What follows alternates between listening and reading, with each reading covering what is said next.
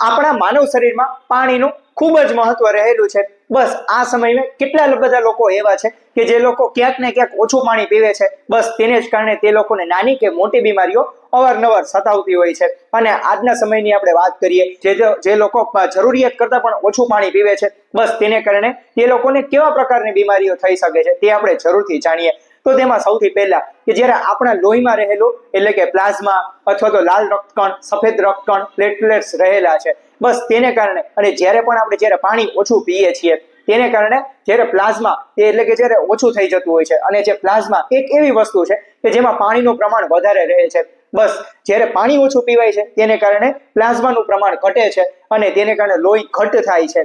બસ આ જે લોહી ઘટ થાય છે તેને કારણે હૃદય ઉપર તે તીવ્રતા વધારે છે, એટલે કે હૃદયને પમ્પિંગ કરવાની તીવ્રતા વધી જતી હોય છે। બસ તેને જ કારણે આપણે હાઈ બ્લડ પ્રેશર એટલે કે બીપીમાં વધારો થવો, આવી સમસ્યા અવારનવાર સતાવતી હોય છે। સાથે બીજો કે કિડની સ્ટોન, કે આ સમયમાં કેટલા લોકો એવા છે કે જે લોકોને વારે વારે પથરીનો દુખાવો અવારનવાર સતાવે છે, અથવા તો પાણી ઓછું પીવે છે જેને કારણે કિડનીનું જે ફિલ્ટર છે, પાણીનું ફિલ્ટર છે, તે ઓછું થતું હોય છે। તેને કારણે કિડનીમાં ક્ષારનું પ્રમાણ વધી જતું હોય છે। બસ આ જ ક્ષારને કારણે તે લોકોને પથરી અવારનવાર રહેતી હોય છે। અને સાથે ત્રીજું કે જે લોકોને યુરિન ઇન્ફેક્શન એટલે કે વારે વારે મૂત્રમાર્ગમાં ચેપ લાગવો, અથવા તો પેશાબ કરતી વખતે બળતરા થવી, દુખાવો થવો, આવી અનેક પ્રકારની સમસ્યાઓ અવારનવાર સતાવે છે। પૂછો કેમ? કારણ કે જે લોકો પાણી ઓછું પીવે છે તેને કારણે મૂત્રમાર્ગમાં બેક્ટેરિયાનો ચેપ લાગે છે, એટલે કે બેક્ટેરિયાનું ઇન્ફેક્શન ફટાફટ લાગે છે, અને તેને કારણે આપણે આવી ઘણી બધી પ્રકારની જે મૂત્રમાર્ગ સંબંધિત સમસ્યાઓ છે તે વારે વારે થઈ શકે છે।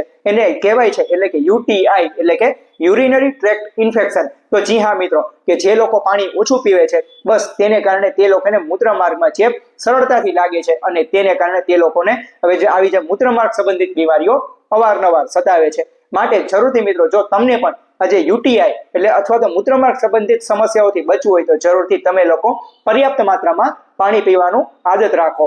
સાથે સાથે ત્રીજું સૌથી મહત્વનું એટલે કે પાચન સંબંધિત બીમારીઓ થતી હોય છે, અને કહેવાય છે ને કે જો આપણું પાચન નબળું હશે તો મોટા ભાગની બીમારીઓ આપણને આવતી હોય છે। તો જરૂરથી મિત્રો, જ્યારે આપણું પાચન નબળું પડે છે બસ તેને જ કારણે આપણે જે આંતરડામાં રહેલું જે મળ છે એને જ્યારે સુકાય છે, એટલે કે જ્યારે તેમાં પાણી ઓછું થાય છે અને તેને કારણે મળ ગંઠાઈ જાય, મળ સુકાઈ જવું, કબજિયાત, આવી અનેક પ્રકારની સમસ્યા ઊભી થાય છે। આવું શું કામ થાય છે? કે જ્યારે આપણે પાણી ઓછું પીએ છીએ બસ તેને જ કારણે આ બધી સમસ્યાઓ અવારનવાર સતાવે છે। અને જે લોકોને જઠરાગ્નિ મંદ પડી ગયેલી હોય અને એ લોકો જ્યારે તે પાણી ઓછું પીવે છે ત્યારે ઉલટાની આ તકલીફ વધી જતી હોય છે। માટે જરૂરથી મિત્રો, પાણીનું આપણા શરીરમાં ખૂબ મહત્વ રહેલું છે, અને જે લોકો જમ્યાના 1 કલાક પહેલા જો પર્યાપ્ત માત્રામાં પાણી પીવે છે તો જરૂરથી એ લોકોનો જે પાચન, જે મંદ પડી ગયેલો જે પાચક અગ્નિ છે તે સરળતાથી તે પ્રદીપ્ત થાય છે।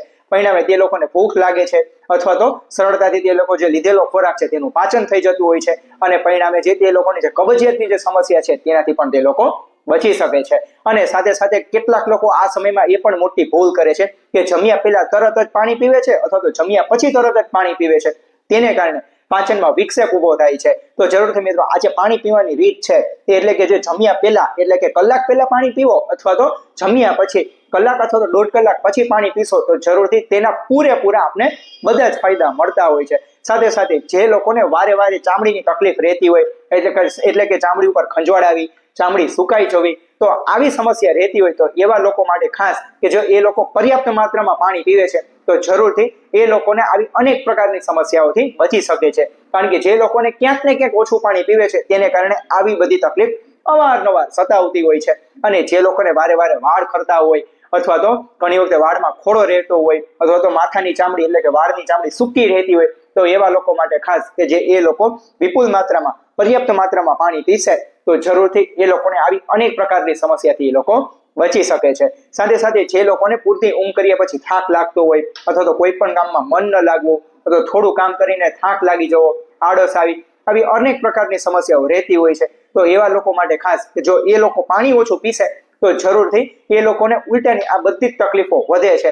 તો કેમ? કારણ કે પાણીમાં અનેક પ્રકારના વિટામિન્સ અને પોષક તત્વો, મિનરલ્સ રહેલા છે કે જેથી કરીને આપણા શરીરમાં તે હાઇડ્રેશન પૂરું પાડે છે। અને જો એ લોકો પાણી ઓછું પીશે તો ઉલટાનું તે લોકોમાં ડિહાઇડ્રેશન થાય છે, અને પરિણામે એ લોકોને આવી સમસ્યા અવારનવાર સતાવે છે। તો જરૂરથી મિત્રો, પાણી પર્યાપ્ત માત્રામાં પીવાથી આપણે આવી અનેક પ્રકારની સમસ્યાથી આપણે લોકો બચી જઈએ છીએ।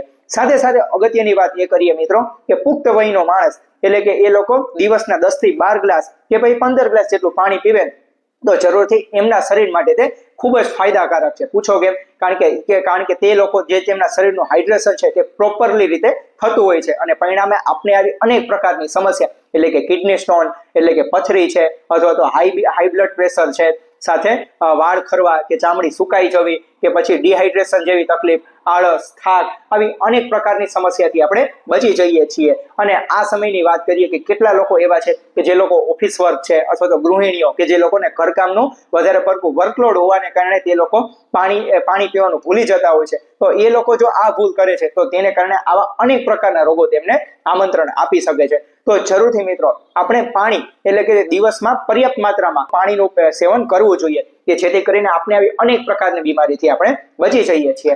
અને આશા રાખું છું મિત્રો આ માહિતી તે તમારા દરેક મિત્રો સુધી પહોંચાડો, કારણ કે આ સમયે કેટલા બધા લોકો એવા છે ઓછું પાણી પીવે છે, તો એ લોકો આ સૂચનોનું પાલન કરે છે તો જરૂરથી એ લોકો લાંબુ અને સારું સ્વાસ્થ્ય પ્રાપ્ત કરી શકે છે। અને મિત્રો આવી વધુને વધુ ઉપયોગી હેલ્થ સંબંધિત માહિતી મેળવવા માટે આ ચેનલને સબસ્ક્રાઇબ કરવાનું ના ભૂલશો। ત્યાં સુધી રજા લઉં છું। સૌનો આભાર। જય ધન્વંતરી।